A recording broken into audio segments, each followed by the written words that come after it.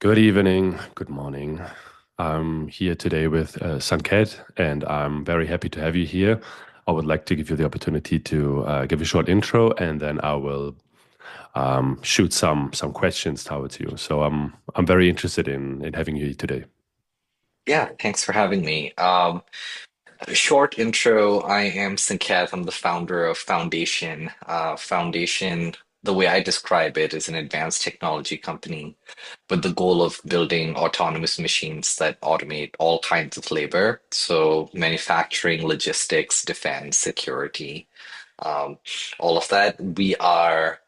Uh, we have our offices both in San Francisco and also Munich. So our AI research team is based in Munich, and then all hardware, software, manufacturing teams based in San Francisco. So I kind of split my time between both of those. Our very first product's a humanoid robot that we're going to deploy for some defense use cases, but then also some factory manufacturing and warehouse use cases. And I believe that's where we're chatting. Yes. I'm always starting the podcast with going way back in time because this is where we are at the moment, what you guys doing now, and always trying to find out. So, what was the environment that you grew up? So, what is the kind of education or the um, your family, friends that you grew up with, and that helped you become that kind of person that built this kind of things, right? Yeah. So I grew up in India, so I was born and raised in India. Very academic family. My mom was a teacher, my dad was a doctor. My dad's dad was a doctor. His dad was a doctor. Oh Long, my long, God. it's like very long line of doctors.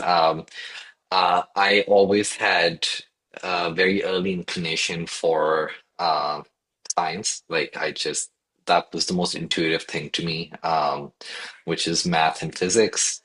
So I was pretty fascinated by that from an early age. Um, in I think like first grade or something, I won the national drawing competition in India. Not because I was a good painter, but because I just drew like a spaceship going in a black hole, which I guess people were surprised that someone who's that young knows what a black hole is. So that's how my upbringing was. Like it was very uh, curious from a scientific perspective. My dad and I would go on long walks in the evening, talk about all kinds of ideas from self-dissolving sutures all the way down to contemplating if there's alien life. Watch tons of Discovery, tons of Nat Geo. That was kind of like my upbringing. Um, then I came to the US when I was 19. Just a second. Um, Just a second, if you don't mind me interrupting here. yeah, As you said, I think you said something very interesting. It's the curious part, being curious and yeah, feeding that kind of curiosity. I think this is yeah, something that I can see over the 53 episodes now that parents that are feeding that kind of curiosity and having this kind of talks. I think this definitely seems something that is is a pattern among entrepreneurs that I can see, and it yeah. seems like here you can confirm this. Another thing is I really like to uh, discover. You said your father, your father's father, and his father, all doctors. So Yeah. I'm curious because now you're in technology. Is that Yeah. was that hard? Because now you were just about to jump to the age of 19, but when you're at high school and entering university, there is Yeah. a lot of expectation, especially when you come from this kind of family. Can you tell me a little bit how it was for you to not become a doctor and how it was for you to? But maybe I'll leave you. I'll let you finish first. Yeah. I think yeah, so I think my dad was pretty disappointed that I didn't want to be a doctor. My brother became a doctor, and my dad had always hoped that I would too. Um, but I had a stronger inclination for computers than I fell in love with programming pretty early on. Like I've been programming since I was 12, 13. Um, so it wasn't that surprising to him, but he had insisted that I still take biology in my 11th and 12th grade as like the electives. So that if I wanted to go pre-med or actually become a doctor in India, you don't do pre-med, you just like go to med school. Um, I could do that. And he was really holding out hope that I would until I dropped the bombshell to be like, no, I want to be an engineer. He did tell me um, that he thought computer, like science and programming, was a fad and it was going to go away. So I think he was like very, very wrong about that. But back then you didn't know, like there was not much you could do with computers. Um, but I'm glad I kind of like I just went ahead with it. But definitely there was this high expectation of becoming a doctor. And like the downside of growing up in an environment like this is also like there's always very high expectation on outcomes. Um, so I struggled with kind of like trying to be a perfectionist for a long time. And then building my last company kind of beat that out of me. And now I don't like, I think everything is always failing, and your goal is to make it fail less and get it better and better and better.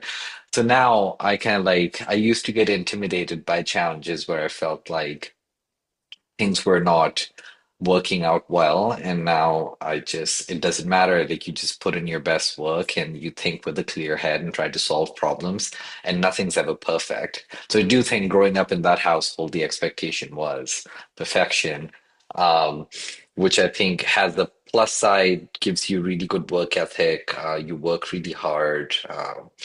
Um, the downside could be that you're just paralyzed by imperfection, and sometimes not too quick to admit it and not quick to act on it.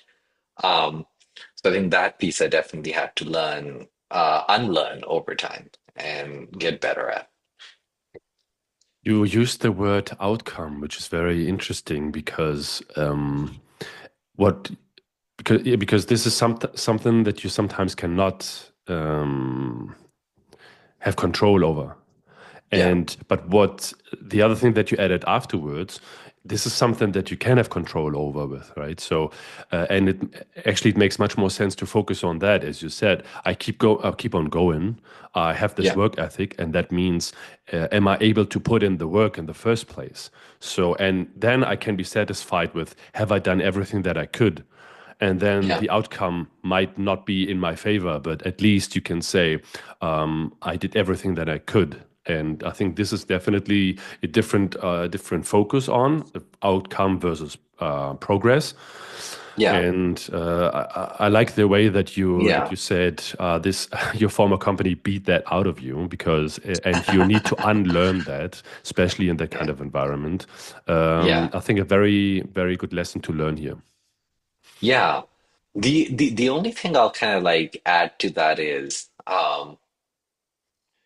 I think when your expectation is that everything's going to go perfectly, then that's kind of like the more detrimental part. I still do believe that outcomes matter. So I do not consider myself successful if all I've done is put in a lot of the effort, but the outcome wasn't there. And you want to be able to measure yourself to that as well.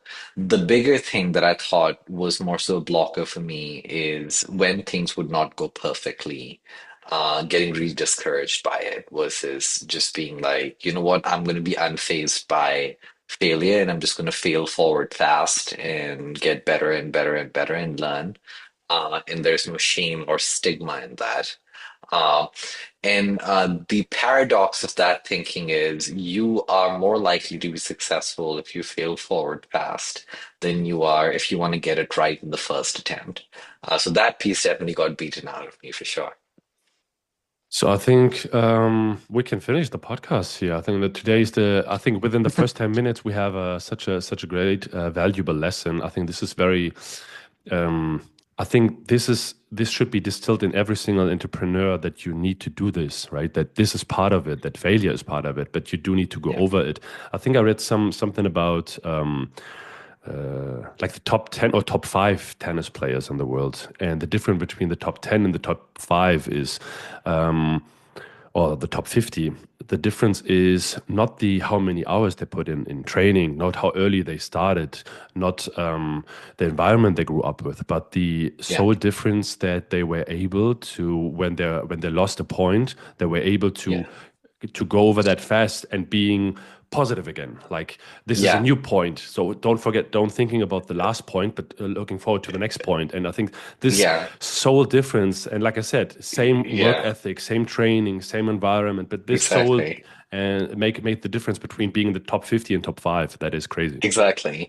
There's actually this saying, right? Uh, everyone, everyone has a plan until they get punched in the face. So, so I kind of take pride in knowing what to do after I get punched in the face because every single plan, my project plan, company plan, whatever you put in, you start off with. When I started Foundation, I had some assumptions, and then you get feedback, and those assumptions change. It's kind of like getting punched in the face. So it's like you have to be willing to improvise and get like take the feedback signals you're getting and pretty much apply the scientific method, which is you have to be extremely curious and uh, care about the truth. Like if you do not care about getting to the bottom of the truth, it's very hard to be able to make your company successful, especially when the company relies by and large on um, you being able to see things very clearly in a very objective and unbiased way, and then build plans as to how you course correct or double down on something. Yeah, so I do think kind of that's probably one of the most valuable lessons for anyone who wants to start a company. Even that truth can hurt sometimes, can hurt egos, especially as you said, when you have assumptions or when you have a plan. It can hurt to be faced that kind of truth, but you're right. Making the most out of it is the best thing you can do. Yeah. Coming back to where I started interrupting you, you were just about to enter the age of 19, so maybe we can continue here if you don't mind. Yeah, for sure. Um, Yeah, so I've been programming since I was like 12, 13. Decided I wanted to go to the US. Came to America when I was, I think, 19. Um, Started doing my undergraduate in computer engineering, physics, and math because one wasn't enough. So I took a second and then I took a third. And I spent almost all of my time when I was not in a class into my astrophysics lab. So I was working for one of like really great astrophysics professors, and I was doing solar physics research under her. And her whole lab was like NSF and NASA funded. So we were doing analysis of the sun and specifically the corona of the sun. Um, and I just loved that work. So I kind of like worked in that lab. I'd be there like 2, 3 a.m. sometimes, and I just like keep on going. It was fun. Um, One thing I got a knack for while I was there was computer vision. So I tried to automate as much of the analysis as I could with computer vision. And back then computer vision was like pretty rudimentary. Like CNNs were just starting to emerge, and like you had a bunch of uh, much older deterministic logic coupled with some of the CNN stuff that was coming in.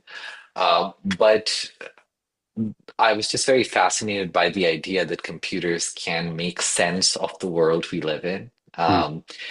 And so much so, kind of like we did so much research and primarily automation driven that we ended up publishing about 30 research papers. Um, and after that, my professor told me that I was the highest published undergraduate in the history of the university, which I did not realize.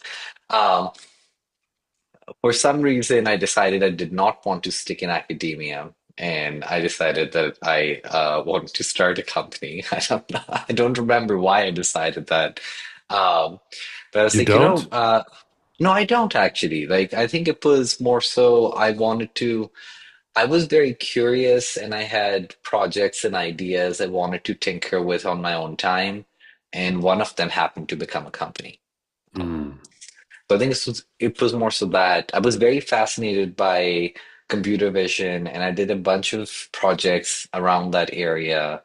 Um, and one of them ended up being kind of my last company, which was Synapse. Initially, my goal with Synapse was to automate the back office of like an archaic industry, which in this case ended up being banking.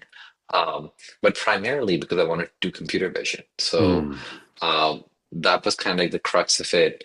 Anyways, decided that I didn't want to pursue academia because I thought people were doing arguably very fascinating work, but I did not see how that impacted real people Mm. as much. So I was like, I do want to work on cool things, but I want to work on cool things that help people. It's just more motivating than just doing something that is arguably very fascinating. Um, so decided to start tinkering with some projects and then came up with Synapse. Then continued on, finished my master's in electrical while I started Synapse. So uh, I would go to class in the morning, then I would go and do a bunch of customer tours in the afternoon, and then I would code at night. So like that was essentially my routine. And then somewhere in there, I would go and work also on the astrophysics lab. Um, so I continued that for a while, then decided that I wanted to move to San Francisco because I was in Memphis and the startup ecosystem over there wasn't as well built. So moved to San Francisco, um, and I've been here since. So I moved here, I don't know, back in like 2015 maybe. And then I've been here ever since. Built and scaled Synapse to kind of like over 150 million in recurring revenue, had like 300 some employees, had tons of learnings that came from scaling a business. Some things that I look back and I'm like, oh wow, as a child who was 22, 23 years old, I had really good instincts. And some things I look back and I was like, so dumb. Why did you do that? So it's like so many learnings. So now when I started Foundation, um, um, I think like some of the things that I believed in when I was 22, 23, I've come full circle on. Um, and then other things I think I've matured more on and kind of like um, I'm kind of like more eyes wide open and less wishful thinking. For instance, my last company, like one of the biggest blunders was that that we outsourced execution on one really key thing to another company, right? So we were the technology layer, but we were not the bank. So we had to partner with banks to be able to deliver our products. And that ended up being kind of like the biggest impediment for the business. And Mm. if I were to do it again, I would have started with buying a bank, building the technology, and scaling that. Um, so what I kind of learned was it's okay to have all of your eggs in one basket by the time you control that basket, and it's not somebody else. So when I started Foundation, um, um, what I didn't do is I didn't just decide to do an AI company and be like, I'm just going to build the AI layer, and then someone else is going to build the hardware, and then I'm going to be selling it to the companies that are building the hardware because there are almost no companies at scale building humanoids. So by definition, I would have outsourced a massive execution risk onto another company. And my biggest lesson was it's okay to have all of your eggs in one basket by the time you control it. So decided to not do that with Foundation. The stuff that I came full circle on was essentially kind of like culture. So when I started Synapse, I was pretty intense. Like it was 6 to 7 days a week, long working hours, pretty much right now how I'm here at 11:30 p.m. Um, And I got negative feedback on that. So like I started backing off and not doing that. And I thought like I just had it all wrong. It's not supposed to be this way. And the reality was I didn't have it all wrong. And like I think the only way you build things that are um, fast, generational, actually accomplish superhuman tasks is by working exceptionally hard. Um, One thing that I wasn't good at when I started my last company was recruiting. So I wasn't the best recruiter. And then over the years, like I interviewed what, like 3,000 people probably. So like I've built really good intuition on uh, like who's the right culture fit, who's kind of like uh, who's technically good. Um, So now coming into foundation, like I think out of all of my friends that I know, any company that I know, foundation probably has the highest talent density. It's a really solid team. Um, and that's very important. Like just scaling the team to 300 people, 400 people is like it's quite silly in most cases. And what you should do is you every single hire you make is like um, can be an asset or a liability. So you really have to think about what kind of person you want, what kind of roles you want, what do you want to hire for. Uh, and then for me, like the big thing ends up being I love working with deeply technical people who have high agency. They like getting stuff done. They're dynamic. They're not deterred by failure. Um, and they're willing to work exceptionally hard to be able to move very fast and accomplish the goals ahead. That I've come full circle on. So, A lot to digest here, because I think it's full of, as you said, a lot of learnings that you've gathered over the last few years. yeah, Two things, or maybe three things I would like to go back to is, and so you said learning scaling, right? So that means in the end now you answered that question a little bit. One of the key parts is hiring. I thought I said I saw a clip from one of the Airbnb founders, and he said that the majority of recruiting companies or HR, they go through a CV and they're impressed. Oh, this guy's worked at Google or Meta, whatsoever, so he must be good, right?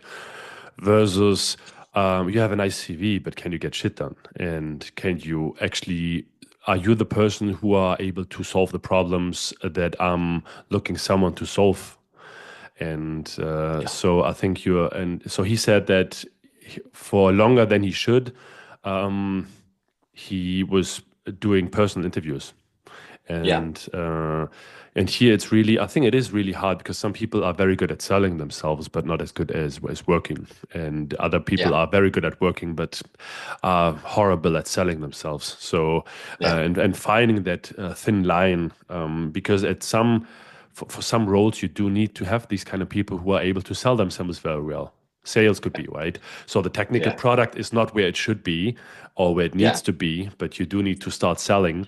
And so here you do need someone who is maybe not who is able to do that, right? Not being yeah, deceive, but being being able to sell a dream, being able to acquire a partner, not just a customer. The other thing, the hardworking part.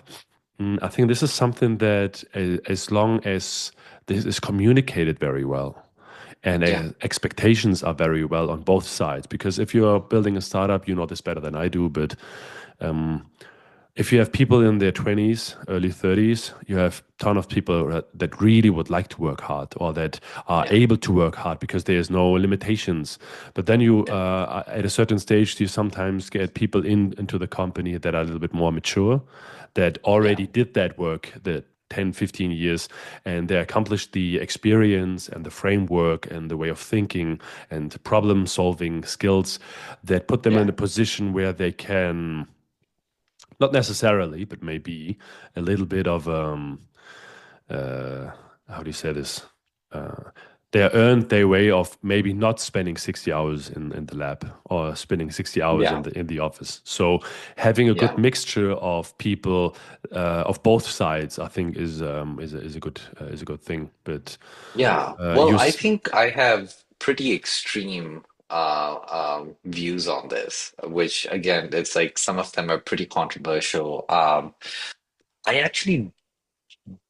actually don't think I don't really think work-life balance is very compatible with a startup. There's just nothing like work-life balance in a startup. And I think it's wishful thinking to assume there is. There just isn't. Um, and I don't think so. The bar of what a talent needs to be able to do at a startup is like much higher than it is at a large company, right? So, one, you obviously want to hire people that are exceptional at whatever they do. They love doing what they do. They want to get paid well for what they do. And those things would be enough at a large company as well. But what is absolutely needed in a startup is they're creating value. So they don't measure their success by working on something they're excited about and getting paid for it. They measure their success by working on something they're excited about, they get paid for it, which is a byproduct, and they're creating a lot of value. Because when they create value, that's when startups really grow and get big. Um, and that is just a monumental amount of work. Like it is not easy. Um, and I think like the only way to be able to get impossible things done, which I would consider building robots that can automate all labor, is like it's an impossible feat, is if you're willing to kind of like work exceptionally hard. Because if it were easy, it would have happened already. Um, But then to your point, I used to be guilty about having these opinions, and now I'm like very transparent and honest about it, which is for that reason, Foundation's a good place to work for people who really enjoy doing that, but not a good place to work for people who've already done that and don't want to do it anymore. Um, and that's fine, but like that's essentially what I think is important and what gets stuff done. But again, definitely an extreme controversial opinion. I think as long as you're very transparent about this, I think I read, I can't remember what it was, but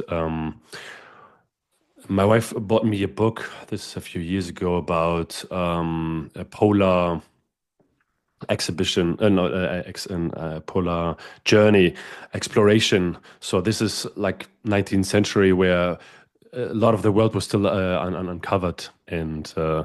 so there was a job posting. And it was so this will be not very well paid. It will be Yeah. very long hours. We're not Yes. 100% sure we're gonna make it back. You're So probably and gonna die. yes, Yes. there's not enough food, and Yeah. but still, the reward can be very high because you maybe become a legend in discovering something that is There's a glory at the end. and there was Yes. like 5,000 applications coming in, right? So Yeah. there is definitely if you are this, but this brings me back to my question when you talked about the learnings, is not only having expectations and not only having a goal and a plan, but being able Yeah. to articulate this throughout Yeah. all layers. Even though some startups say we are very flat hierarchies, blah blah blah, there is always some layers, right? There's some people that Yeah. talk to other people. You never talk to everyone, even though you have a snapshot meeting or a town hall meeting, whatever you call them. And then the CEO speaks to everyone. You need to be able to transfer your vision, your idea through all layers and the Yeah. execution part as well. And if you're Yeah. unable to do this, then you can hire the best people in the world. They will not get anything done because they don't know what to get done first. They don't know Yeah. what are the priorities, what are we focusing at the moment, and what are the milestones that bring us towards that goal, right? So I think this is a very crucial part here. Maybe this comes very Yeah. intuitive to you, but I think this is Yeah. definitely something that I see over and over again. No, you're absolutely right. So one of the most useless investor advice most founders get is, hey, just hire senior people and then let them do what they think needs to be done. And the reality is there's so much nuance in that, which is I'm pretty much of the opinion of Brian Chesky, which is like people want direction. People want to know exactly what's our priority, what should we get done, what should be our focus, what can we just completely divest and not worry about, what we can delay and snooze. Um, and as a founder, like your job is to be pretty hands-on into why are you doing something and what are you doing? And then you got to hire people that have high agency that know how to do it. And if they really need you in the how, they will tap you on the shoulder and ask you for help. But otherwise, they're going to go with it. Uh, but I do think it's very important to be able to your point, say repetitively. It's like right now, these are the things that are our focus, and everything else doesn't matter. And the issue is, at least maybe this is more common with first time founders, and it was very common with me when I was doing my last company. Almost everything seemed important, and then you realize that like out of 100 there are two to three things that are actually important, and rest of it is just your perfectionism getting in the way of being like, oh, it's not perfect yet. It's like it doesn't matter if it's not perfect. If I just do these two things right, then the company is wildly successful. And if I do all those 98 things right and don't do these two, the company is a failure. So it's very important to be able to identify it and then be able to kind of like point your team to it and be like, this is our absolute focus. You have to ignore everything else and Mhm. just get this done. Um, but I do think I got that advice plenty at my last company, which was totally useless, which is like, just hire these people and then back off. They know what to do. And it's like, that has never worked in the history of ever. Like, it just doesn't work. You have to be very hands-on. So yeah, I kind of agree with that. As we dived into the past, I would also give you the opportunity, and as I'm very curious, because this is how we got in contact, I contact you in the first place. Maybe we can talk a little bit of what you guys are doing today and what you guys are planning to do. Yeah, for sure. Yeah, like how I said, Foundation is like I call it an advanced technology company with the goal of building autonomous machines that automate all kinds of labor.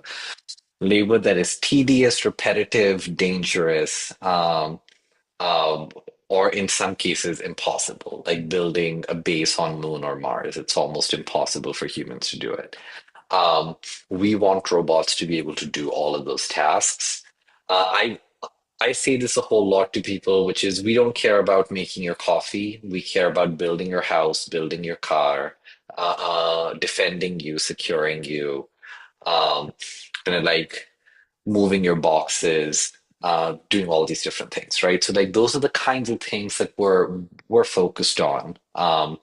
Very industrial use case, and for that we want to build powerful robots. So for us, it's not as important if the robot's looking non-threatening. It's more important can the robot do a lot. Um, so we've invested a lot of our time and energy in kind of like really optimizing the gearboxes for our actuators so that we can have much higher torque density than our competitors. We want to be able to lift heavy payloads, and we think that is important for us to be able to automate all kinds of labor. Uh, yeah, so that's kind of like how we think of it.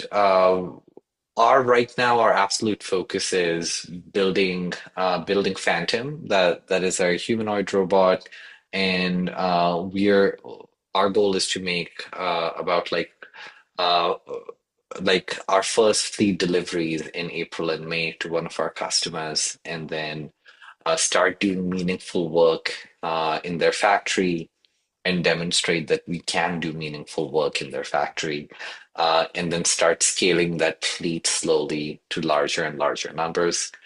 Um, my goal is to deploy like 10,000 robots next year. So like right now, and that's like very ambitious goal. Hopefully we get it done. But if you don't set ambitious targets, you don't achieve ambitious things. So that's our goal. And this year, it's like relentless execution on manufacturing optimization, AI optimization. Thankfully, we have pretty reliable hardware, but still obviously making more and more optimizations on BOM cost and things like that. So there's monumental amount of work ahead of us. Um, but there's like massive reward on the other side if you can actually get it done. And then to your point, it's like um, you're gonna have to work really hard. You're going to have to kind of like put this in front of everything else. It might still fail, but if it doesn't, there's glory on the other side. And I think like that's essentially what people are really excited by and kind of like betting on and working really hard across, right? Like I think across this industry, um, uh, I feel like people have at least Figure, Tesla, those are the two companies. Maybe other companies are more so just research company. They're just like R&D labs cosplaying as companies. But like Figure and Tesla have really, really intense and strong work ethic, and Foundation has the same. And primarily because like people who are working at these companies are they really want to see these robots in large numbers be deployed and actually have like a meaningful impact. Um, yeah, so that's what we're up to right now. As you guys are playing in a game that is very hot at the moment. So I think 24 was just the beginning. 25 is just, I think there's no week going by where you don't see something big happening. Just the last 2 weeks, Figure was pushing out new videos. Yeah. 1X was pushing out new videos. Clone Robotics was So, finally revealing not only the arm but the torso and the legs. So um, um, seeing all that, and I remember seeing a post about that Sanctuary is actually one of the ones that has the highest amount of IPs. So, yeah. um, and as you being one of the players, I thought that you guys, especially, I don't know where exactly you are in that journey, because you were talking about deployment already, and you were talking about next year 10,000 units. That means you actually need to be pretty far in that journey already. You are pretty modest on what I see on social media. So I've been in the game for a few years, and I do see that some people, the same with recruiting, playing the game of talking very well, and then there's other who are doing the building very well, but not too many who are doing both things very well, being able to talk very well and being able to build very well. And maybe you can give me, excuse me, maybe you can give me your idea about. Um, you were talking about Figure and Tesla. Maybe you can tell me, even though you don't need to use names, what's your idea and what, on the landscape or at the moment? Yeah. Um, yeah. Well, to your comment, I do think most people don't realize how fast Foundation's moving. Uh, and I think it'd be like more obvious in coming months or something. Um, So I'm very satisfied and impressed with the progress that the team's making. And to what I said, like we are really looking forward to shipping like 40, 50 robots this year and then try to ramp that up to 10,000 next year. And we think we can achieve yeah, at least the 40, 50 robot target, 10,000. There's still some more things that have to go right before we can. Um, but it's definitely in the realm of possibility. There's a non-zero chance that we can do it. Um, so that's like good enough. Again, I have tremendous amounts of respect for the work that Figure and Tesla are doing. I think both of them are very strong work ethic companies as well, so I resonate on that. And they're trying to relentlessly optimize hardware so that this becomes a software problem. Um, Now I have technical differences in terms of my opinions. I, I do not believe they're using the right actuator technology. Their their gearboxes are highly inefficient, dissipate a lot of heat, have higher wear and tear. Um, but again, they want to use stiff actuators versus we use rolling contact ball bearing actuators, which gives us a much higher torque density and gives us low wear and tear, low heat dissipation, less energy usage.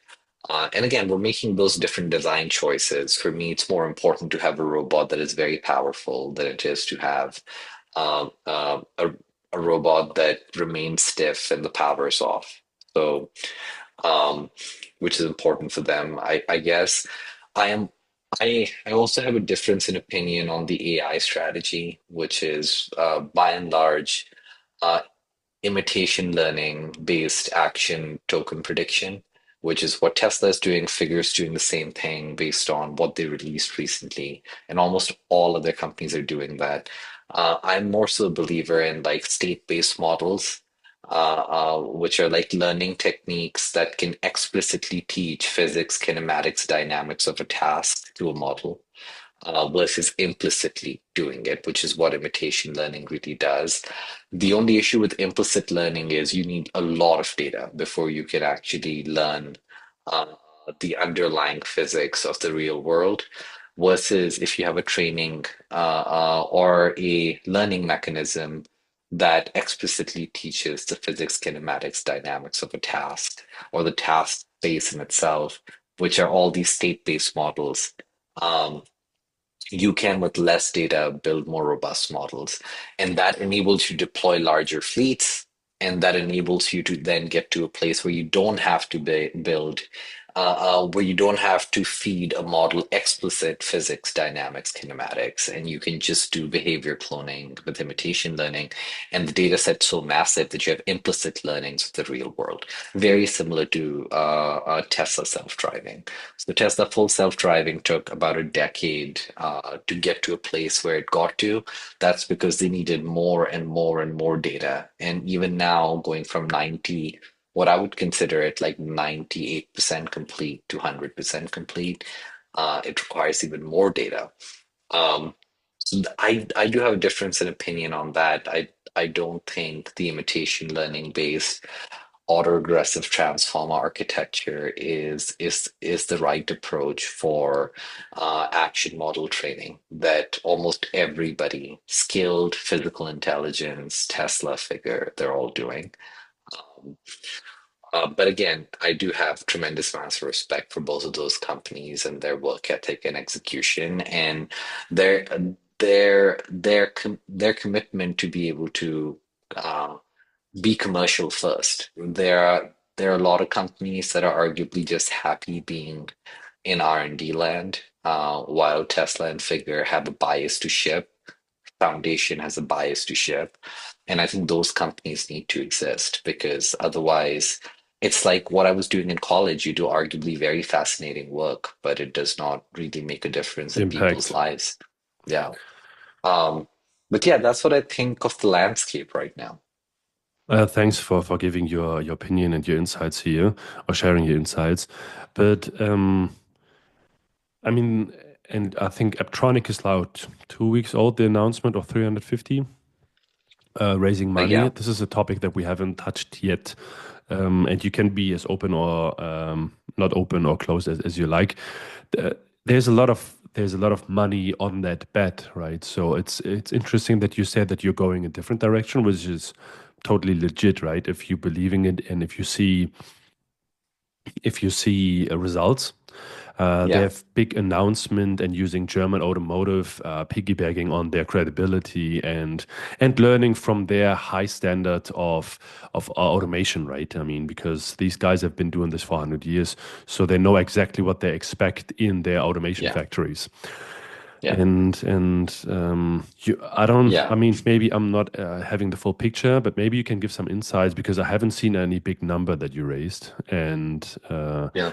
especially not this crazy numbers that are flowing around at the moment. Aptronic did like 350, and now Figure is in talks about 1.5 billion. So and the big names attached to it, right? So when you hear Yeah. BMW, you know, okay, it's a legendary German car factory. You see Mercedes and I mean Tesla. It's is its own partner because it knows what Tesla it is its own wants, partner. Yeah. which is fantastic just from that point of Yeah. view because you're not in that POC hell, right? Where you do Yeah. need to deliver some, and then you have back and forth. What are the requirements? You giving your own requirements, and Yeah. you giving your own approvals. But coming back to my Yeah. question, maybe you can give me a little insight in what's happening with you guys at Foundation and Phantom. Yeah. Again, we are like a small, nimble startup. We just got started in May last year. So like we're less than a year old. Um, when I started Foundation, I raised about close to $12 million. Um, that was pre-product, pre-deck, pre any progress. And that's all we've raised so far. And we'll see how that changes in the future. Um, but all of our execution, we've been pretty capital efficient. Um, yeah, so I'm pretty excited about all all the progress the team's made. Um, and it is like a function of hiring really good people and then working really hard. So like those are essentially at the core of it. Um, yeah, and we'll see what happens with fundraising in the future. I like the mysterious way you're talking about this. I mean, from my experience that I've seen, and you just said it yourself, some people are able to, by their experience and by their story, and maybe by their technology, um, to raise some money without having anything yet, right? And Yeah, yeah.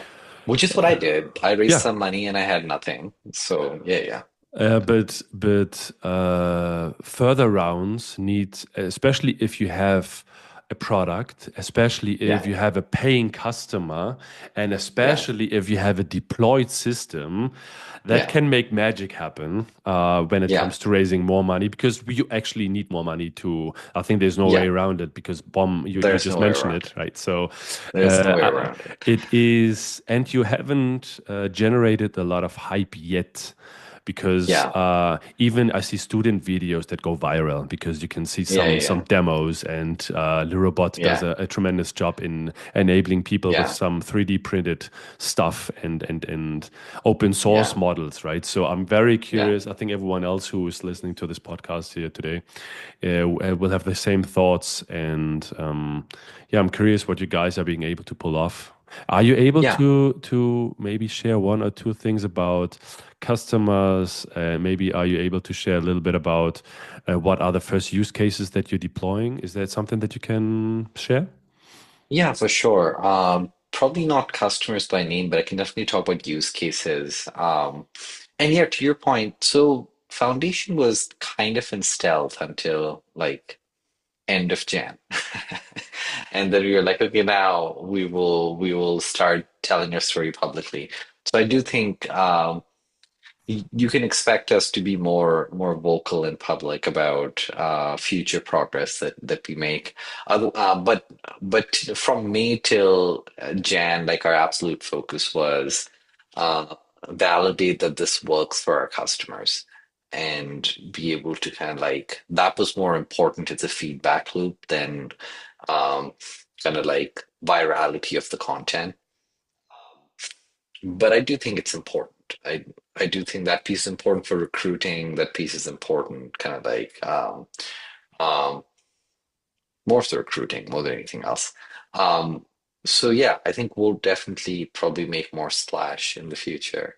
Um, the initial use cases we're doing are kind of like manufacturing and logistics use cases. So they are like racking, unracking parts of car manufacturing. They are stowing, unstowing boxes for logistics. helping move parts, inspect parts on glass manufacturing and like paper, cardboard manufacturing, things like that. So tons of what I would say like pick, place, and move type use cases. Um, we were like we were gonna just deploy Phantom on like an AMR for kind of like initial use cases. And then we quickly realized as we were looking through customer use cases that you need something that is more nimble because sometimes you're taking a part and moving it here like that. And then you're taking it from here, you're moving it here. And if you have an AMR wheelbase, like you turning around and everything, you're just not that agile. So I do think the form factor is a bipedal. Like I don't think it is not that. Um, yeah, but those are the kind of use cases we're currently working on. I'm intrigued. I am curious. Uh, I'm really looking forward to see what you're pushing out because there's a lot of discussion about the videos that are flowing around, right? And I've been part of a company that is playing that game very well, Yeah, and it's yeah interesting to see that because we haven't even talked one sentence about the Chinese and what they were able to accomplish and what you can see and what is working, what is fake, yeah, and but yeah, maybe this for a later one. I'm yeah, happy to see you said that you are based in San Francisco, but you do have an AI lab in Munich. And when we scheduled this episode here, we were talking about, hey, I'm in CET already myself, but then you went back to the US, so where you are at the moment. yeah, As we're coming towards to the end of the episode, I'm curious to hear more about your the reasons why you are in Europe and not necessarily here now on the podcast, but maybe you will share about this because you don't have too many companies in Europe that are doing these kind of things, right? And the very end, yeah. there's the humanoid in the UK at the moment, 1X, that consider themselves now as an American company, but with roots Out in there. Norway. Yeah, And yeah, then you have Clone in Poland, and yeah, obviously Nora in Germany. But it's interesting that you mentioned Munich. yeah. So currently, I think the biggest bottleneck in autonomous robotics, like general purpose autonomous robotics, is like what I call action models. So these are you have your LLMs, high level reasoning, so ChatGPT, Grok, and then you have your lower level controls, and there's like a translation gap between. Those are essentially the action models, and that's where physical intelligence Guild, Tesla, Figure, they're all trying to build these imitation learning autoregressive transformer models. Um, so I said, like, I am of the opinion you need like a different learning technique until you have a lot of data, and then you can use like I think everyone's spot on the end state, but I think they're missing a few steps. Um, so the state-based models, I think, is the right intermediate step that gets you the amount of data you need to be able to bypass that altogether. Which is exactly how ML progress has worked, right? You had um, supervised, then self-supervised when you have enough data. So to be able to get to self-supervised, you need a lot of data. And same applies here to be able to get to implicit understanding of the task space. You need a lot of data. Hmm. Um, there are not a lot of people that are doing that research in the US. Um, while there has been really good talent doing this research in Germany. Um, Hmm. um, so essentially the way I stumbled upon the team was I was reading tons of like latent space model research papers, and I decided to reach out to the person who was one of the highest cited researchers. Um, he is a professor, and then he had like an AI lab, and he was thinking of kicking off his own uh, uh, private AI lab. He had an AI lab at the university. He was trying to kick off his own AI lab. He was looking for a CEO, and we were able to convince him and his team to just join Foundation. and come Who's along. that? Patrick Vandersmythe. I don't know if you know him. Um, so him and his like good portion of his team are now at Foundation, and with that we have inherited like a decade plus wisdom on how to build state-based models in a way that you can deploy them in commercial settings. Um, and that's why. And Patrick's key requirement was I do not want to move to San Francisco. I like living in Germany. So we just loved the team, and we were like, you know what? We're just gonna make it work, and that just means I will commute back and forth constantly. Um, so now we have our AI research lab in Munich for that reason. Hmm. Thanks for clarifying. That was I was very curious about that. As yeah, as we're finishing now the last few sentences, I said this already. I'm very curious what you guys are pushing out, but I am much more happy actually that you took the time and you took us through that crazy journey and really the insight and the sharing the learnings, because this is what the podcast is all about. It's how are you able to do the kind of things, and what are the learnings, what are the obstacles, and how you get through that hard times. And you mentioned a few very valuable lessons here. So as you said, an employee needs to bring value to the customer or to the company, and research needs to have an impact and bring value to whatever the goal is. So yeah, I'm very Yeah. thankful for that. So yeah. Again, it was great chatting. And take care. And the next time you're in Munich, you tell me. I will. It's just a 2.5 hour ride, so I will definitely, hopefully, be able to have a coffee with you. Let's do it. Probably sometime in March. Awesome. Take care and bye bye.